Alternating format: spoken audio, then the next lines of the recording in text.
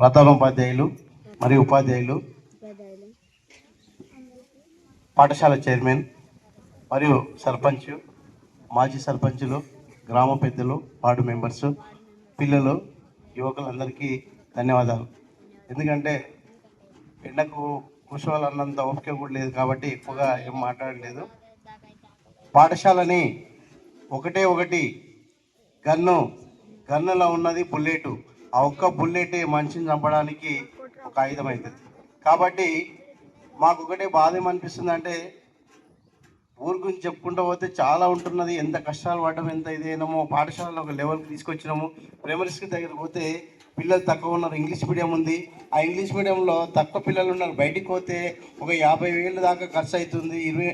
Minimum 10 నుండి 20,000 50,000 దాకా ఖర్చు అవుతుంది. అది కాకుండా ఇంగ్లీష్ మీడియం ఉంది. ఇక్కడ అందుబాటులో ఉన్న వాళ్ళంతా కూడా పేరెంట్స్ ఆ పాఠశాలకు పంపించేస్తే అక్కడ స్ట్రెంత్ పెరిగితే ఇక్కడ కూడా ఇంగ్లీష్ మీడియం పెరుగుతుంది, ఇక్కడ కూడా పాఠశాలలో స్ట్రెంత్ పెరుగుతుంది. కాబట్టి అప్పుడు పాఠశాలకు తిరిగిందంతా కూడా డెవలప్మెంట్ మనకు బాగా ఇదవుతుంది. కాబట్టి మా పాప ఉంది, పరిగిలో స్కూల్కి వస్తే మీ ఊరు ఏది అంటే సాల్విడ్ అంటే ఇంటికి వచ్చి చెప్తుంది, డాడీ మన ఊరు అంటే ఎక్కడుంటుంది ఎవరికి తెలుసలేదు డాడీ అంటున్నాను. నిన్న కాక మొన్న సాల్వీడ్ అంటే ఎక్కడుంటుంది అని అడుగుతున్నా. అంటే మన పాఠశాలకి పరిగిలోనే ఊరు అంటే తెలియనంత ఇదిలో ఉన్నది. అంటే అట్లాంటి పాఠశాలలో ఒక స్కూలు అది పరిగిలో మనకి ఎక్కడ కూడా తెలియదు, రెండోది పక్కన కూడా తెలియదు. అలాంటి మన సాల్వీడ్ గ్రామం జడ్పీహెచ్ఎస్ పడ్డది అంటే తెలంగాణ లోపల హై స్కూల్ ఉన్నాయంటే అందులో మనది ఒక పేరు ఉంటుంది. ఏ ఆఫీసర్ ఐఏఎస్ ఆఫీసర్ ఉన్నా కూడా పాఠశాలలు ఎన్ని ఉంటాయంటే జడ్పీహెచ్ఎస్ స్కూల్ ఉందంటే అందులో మనది సాల్వీడ్ అనేది ఒక పేరు ఉంటుంది. అది పడ్డది పోకూడదు అంటే మనం అందరం పేరెంట్స్ కానీ ఇక్కడ ఉన్నటువంటి పెద్ద మనుషులు కానీ అది చెట్టు పెంచినము ఇరిగిపోకుండా పెంచుకుంటూ పోతే బాగా పెరుగుతుంది. ఇక్కడ ఇంకొక విషయం ఏంటంటే ఆటపాటల్లో బాగా కృషి చేస్తున్నాం. మొన్న కూడా సారు మన ఎంఈఓ సారు మన పీటీ సార్ని అక్కడ పంపేయడానికే ప్రయత్నం చేసిండు. అక్కడ ఇక్కడ ప్రయత్నాలు చేసి మా శాయశక్తులుగా 2-3 రోజులు తిరిగి ఆ పీటీ సార్ని మళ్ళీ ఇక్కడనే తీసుకొచ్చినాం. ఎందుకంటే మన దగ్గర ఒకప్పుడు ఉన్నంత స్ట్రెంత్ లేదు, కానీ మండల లెవెల్లో కాదు, జిల్లా లెవెల్లో కాదు, రాష్ట్ర లెవెల్కి పోయేటంత తీరు మన దగ్గర చూపించిండు ఎవరు, మన ఆటపాటల్లో. అదే నేను చెప్పిన ఇక్కడ ఉన్న బుల్లెట్ వాళ్ళు 10 మంది ఉన్నారు కాదు, 10 మందిలో మనం ఒకరు ఉన్నామన్నట్టు అట్లా తయారు చేసింది ఆటపాటల్లో మన పీటీ సార్. అట్లా చాలా సంతోషం. అదేవిధంగా మండలం లోపల ముజాఫర్లో వస్తే దగ్గర 1700 మంది అంత స్ట్రెంత్ ఉన్నటువంటి పాఠశాలలు ఉన్నాయి. కానీ అందుట్లో మండల్లో 100% మనదే వచ్చింది, అందుట్లో మండల్ సెకండ్ మనదే వచ్చింది. అంటే ఉన్న 50 మంది లోపల మన పేరుంది. మండలంలో ఎవరికి తెలియకుండా పాఠశాల ఈ వ్యవస్థ, విద్యా వ్యవస్థ, ఆఫీసు వ్యవస్థల ఎక్కడున్నదో కానీ సాలిడ్ మాత్రం ఉన్నది అని పేరు చూపించుకునేటంత మన పాఠశాల టీచర్స్ కూడా పెట్టింది. కాబట్టి మీరు ఏం ప్రోగ్రాం చేసినా ఎప్పుడు చేసినా మాకు జర ఇబ్బందులు ఉంటాయి, కొన్ని సమస్యలు ఉంటాయి, ఆ పరిస్థితుల వల్ల జర దూరం ఉండొచ్చాం. కానీ ఇక్కడున్న మేము ఇక్కడ పేరెంట్స్కు మీటింగ్ పెట్టేసి, సార్ ఒకప్పుడు మేము పాఠశాలకు ఏదికి అంగడి పోవాలంటే తల్లిదండ్రి మెయిన్ పాఠశాల ఉండాలంటే తల్లిదండ్రి పేరెంట్ కోఆపరేషన్ చాలా ఉండాలి. వాడు బూట్ వేసుకొని స్కూల్కి పోతుంటే వాడిని చూసి ఆనందం, ఆడ పోయి చదువురా అంటే లేచి నిలబడితే పరమానందం లేదు, గౌరవం లేదు.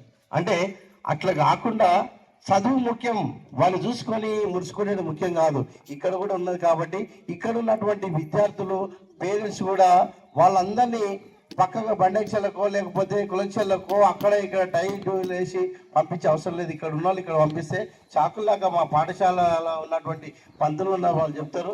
పేరెంట్స్కు మళ్ళొకసారి మీటింగ్ పెట్టండి సార్, మా పెద్ద మనుషులు ఇప్పుడు ఆ సర్పంచ్ కూడా చెప్పింది. కాబట్టి మేము ఎప్పుడైనా ఏ మీటింగ్ పెట్టినా కూడా వస్తాము. పేరెంట్స్ మీటింగ్ వేస్తే వాళ్ళకు కూడా ఆ పిల్లలకు అంగడినారా, నేను అంగడి పోతున్నా దుల్లకాడికి అంటే నువ్వు పొద్దుసారి 8 గంటలు పాఠశాల చెప్పింది అంతా వేస్టే. వాడు ఆ 12 గంటలనే పాటిస్తారు కానీ నువ్వు చెప్పిన 8 గంటలు పాటించాడు.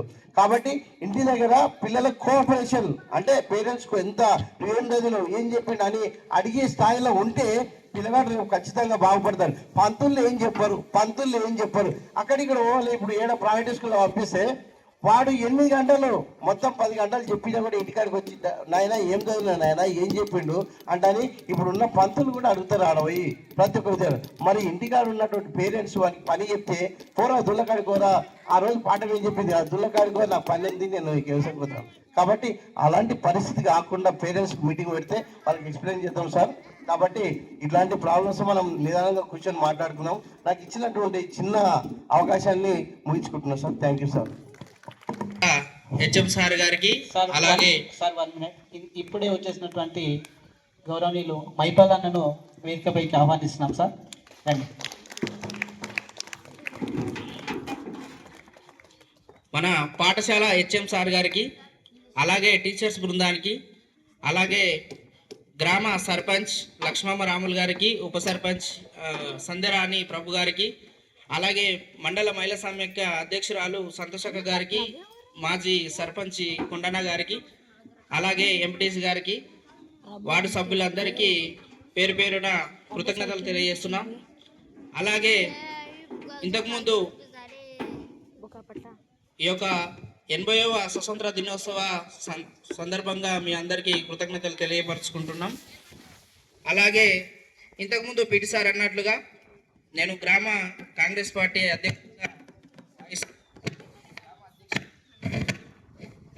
గ్రామ అధ్యక్షునిగా ఉన్నాను సార్. ప్రతిసారి మన గ్రామంలో ఉన్నటువంటి ఆట పోటీలను యథావిధిగా కొనసాగేటట్లుగా మా యొక్క విలేజ్ తరపున పెద్ద మనుషులు అందరం కలిసి మండల్ యూనిట్ చేసి ఎమ్మెల్యే గారికి తెలియపరిచి ఇక్కడనే మండల స్థాయిలో ఏర్పాటు చేయడానికి ఖచ్చితంగా మీకోసం మేము రేపేళ్ళుండే కృషి చేస్తామని సభముఖంగా తెలియపరుచుకుంటాను. అలాగే ఈ యొక్క మన విలేజ్లోనే ఈ ఆట పోటీల కోసం వాలీబాల్స్ కానీ క్రికెట్ కానీ అవి క్రీడా సంబంధించిన మీ ఆటల కోసం సంబంధించినటువంటి మెటీరియల్ అన్నీ కూడా నేను ఇప్పిస్తానని ఈ సభముఖంగా తెలియజేస్తున్నాను. అలాగే మీకు ఉన్నటువంటి సమయము పుట్టినప్పటి నుంచి మరణించేదాకా అన్ని కష్టాలు వస్తుంటాయి. కానీ మీరు చూడండి, ఒక సంవత్సరానికి 365 రోజులు ఉంటే మీ జీవితంలో ఆ సగం రోజులు రాత్రే టైం అయిపోతుంది. అంటే 185 రోజులు మొత్తం రాత్రి పూట సమయం అయిపోతుంది. మళ్ళీ 185 రోజులు మీకు పగులు ఉంటుంది. ఆ పగులు కూడా మీరు 12 అవర్స్ ఏం చేస్తారంటే స్కూల్కి వస్తారు, సార్ వాళ్ళు చెప్పినవి నేర్చుకుంటారు, వెళ్తారు. ఆ టైంని మనము చాలా వేస్ట్ చేస్తున్నాం. మీరు ఇక్కడ కూర్చున్నటువంటి విద్యార్థులు రేపటి పౌరులుగా ఎదుగుతారు. మీరు ఈ టైంని ఎవరైతే రోజు ఇంటికి పోయి ఒక ½ అన్ అవర్ కూడా చదవకపోతే మనం ఏ స్థాయికి కూడా వెళ్ళలేము. మనము రోజు రాత్రిపూట ఒక అర్ధగంట సేపు సార్ వాళ్ళు చెప్పింది వేరే, ఇక్కడ మీకు చెప్పేది వేరే విషయం. మీరు ఇంటికి వెళ్ళిన తర్వాత ఎవరమైతే ఒక 30 నిమిషాలు కేటాయించుకొని సార్ వాళ్ళు ఏం చెప్పారు, రేపు ఏం అడుగుతారు, మనం సార్ వాళ్ళని ఏం అడగాలి, మన మైండ్లో ఇదే ఉండాలి. మనం ఏం చదువుకున్నాము, సార్ వాళ్ళు ఏం చెప్పారు, రేపు సార్ని మనం ఏం క్వశ్చన్ అడగాలి. అప్పుడు మనం సార్ వాళ్ళని క్వశ్చన్ అడిగితేనే వాళ్ళు ఇంకా ప్రోత్సహించుకొని వాళ్ళు ఇంకా గట్టిగా మా పిల్లలు ఏ క్వశ్చన్ అడుగుతారని వాళ్ళు ఉన్న సబ్జెక్టులల్లో వాళ్ళు ఇంకా క్లారిటీ అయ్యి మీకు ఆ యొక్క చదువును కొనసాగిస్తుంటారు. మనం చేసుకున్నటువంటి టైంని తిరిగి చేయలేము. దాదాపు ఇప్పుడు మాకు 33 సంవత్సరాలు ఉంది. మీ ఏజ్ ఇప్పుడు దాదాపు 15 నుంచి అంటే 12 సంవత్సరాల నుంచి పైనే ఉంది. కాబట్టి మీరు 12 సంవత్సరాల నుంచి 20 సంవత్సరాలు వచ్చేలోపు 8 సంవత్సరాలు గట్టిగా కష్టపడితే ఆ కష్టానికి రోజుకు 1 గంట సేపు మీరు అన్ని విధాలుగా టైం కేటాయించుకొని కష్టపడితే మీరు అనుకున్న లక్ష్యానికి నెరవేరుతారు. ఖచ్చితంగా మీరు ఫ్యామిలీలో అందరినీ ప్రోత్సహించుకొని మీ చదువులకు ముందు పోతారు. అలాగే రాష్ట్ర ప్రభుత్వం ఒకసారి ఆలోచన చేయండి, ఇన్ని రోజులు ఉన్నట్టు కంటే చదువులలో చాలా ప్రాధాన్యత. అంటే ముఖ్యమంత్రి రేవంత్ రెడ్డి గారు మనకు మార్నింగ్ టిఫిన్ ఏర్పాటు చేయడం, యూనిఫామ్ ఏర్పాటు చేయడం, షూస్ ఏర్పాటు చేయడం, అంటే చదువుల కోసం పిల్లలకు బాగా కష్టపడి ఇండ్లల్లో వాళ్ళు పని చేసుకోలేరు అని బ్రేక్ఫాస్ట్ టిఫిన్ చేయడం, భోజనం ఇక్కడ పెట్టడం. అంటే ఇదంతా చూస్తుంటే మన పేదరికానికే మన బడ్జెట్ పన్ను రూపంగా కడుతున్నాం, అది చదువుల రూపకంగా తీర్చిస్తున్నారు. కానీ ఏకైక వ్యక్తి ముఖ్యమంత్రి చదువుల కోసం మొట్టమొదటిగా మన విద్యను అందించడానికి కృషితో చేస్తున్నారు. కాబట్టి మనమందరం కూడా దాన్ని వినియోగించుకొని అందరి జాబ్లు వచ్చేటట్లు ఏర్పాటు చేసుకోవాలని కోరుకుంటున్నాను. అలాగే మీరు చూడండి, అందరం చెప్తున్నాం, కానీ టైం అనేది చాలా ఇంపార్టెంట్. ఆ టైంను కనుక మిస్ అయితే ఈరోజు మేము ఒక స్థాయిలో ఉండేవాళ్ళం, ఆ టైంని వృధా చేసుకున్నాం. ఆ వృధా చేసుకోకుండా ఇంట్లో చదువుకున్న వాళ్ళు ఉంటారు, వాళ్ళు అమ్మ నాన్న వాళ్ళు చెప్పే వాళ్ళ స్టూడెంట్స్ వేరుంటారు, చదివించే వాళ్ళు. ఇంటికి పోయిన తర్వాత బుక్కులు వేరేసి మళ్ళీ పుస్తకాలు తీసుకొని స్కూల్కి వచ్చే వాళ్ళ పిల్లల లక్షణాలు వేరుంటాయి. అంటే పిల్లలు తల్లిదండ్రులు, టీచర్తో పాటు తల్లిదండ్రులు కూడా కృషి చేస్తేనే వాని యొక్క లైఫ్ని మనం సెట్ చేసిన వాళ్ళం అవుతాం. కాబట్టి తల్లిదండ్రులు ఉన్నవాళ్ళు, చదువుకున్న వాళ్ళు ఉంటే కొంచెం ప్రోత్సహించుకోవాలని నా యొక్క మనవి తెలియజేసుకుంటున్నాను. ఈ క్రీడకు సంబంధించినది సార్ మీరు అన్నట్లుగా ఖచ్చితంగా ఈ 2-3 రోజుల్లో మీరు మీ దగ్గర వచ్చి క్రీడా సామాగ్రి దగ్గర పోయి పిల్లలకు ఆటపాటలకు ఏం కావాలన్నా నిర్ణయించుకొని ఖచ్చితంగా మీకు ఇప్పిస్తామని ఈ సభముఖంగా నేను హామీ ఇస్తున్నాను. అలాగే గ్రామ వార్డు సభ్యులుగా కూడా గ్రామంలో ఉన్నటువంటి గుడి బడి ఎంత ఇంపార్టెంటో మాకు తెలుసు. కాబట్టి మేము ఖచ్చితంగా నిర్ణయిస్తామని సభముఖంగా తెలియపరచుకుంటూ నా అవకాశం ఇచ్చిన మిత్రులు సర్పంచ్లందరికీ ఈరోజు ఇక్కడ ఉన్న విద్యార్థులకు అందరికీ 80వ స్వాతంత్ర దినోత్సవ శుభాకాంక్షలు. పిల్లలు ఇప్పుడు ఇంతకుముందు అందరం చెప్తున్నాం సార్, గ్రామ పెద్దలం అందరం ఇక్కడనే ఉన్నాం. ఏంటంటే ఈరోజు టైం ఎక్కువైందని అంటున్నారు. చాలా టైం కేటాయించి మేము స్కూల్ గురించి మీరు చెప్పినట్టుగా చాలా విషయాలు మాట్లాడేది సార్. ఇక్కడ స్ట్రెంత్ లేకపోవడం, తర్వాత మనకు అంటే టీచర్స్ అందరు ఉన్నారు కానీ స్ట్రెంత్ పిల్లలు లేకపోవడం వల్ల నిన్న మీరు నాతో చర్చించింది సార్. ఈ విషయంలో మేము గ్రామ పెద్దలం అందరం దగ్గరుండి చేసిన ప్రయత్నం ఏం కాలేదు సార్. అన్ని క్యాన్వర్సింగ్ చేసి అన్ని చేసినాము కానీ స్ట్రెంత్ అనేది పెరగడం లేదు సార్. ఈసారి మాత్రం ఈ విషయంలో గ్రామ పెద్దలం అందరం చాలా ఆలోచించి నిర్ణయం తీసుకుంటాం సార్.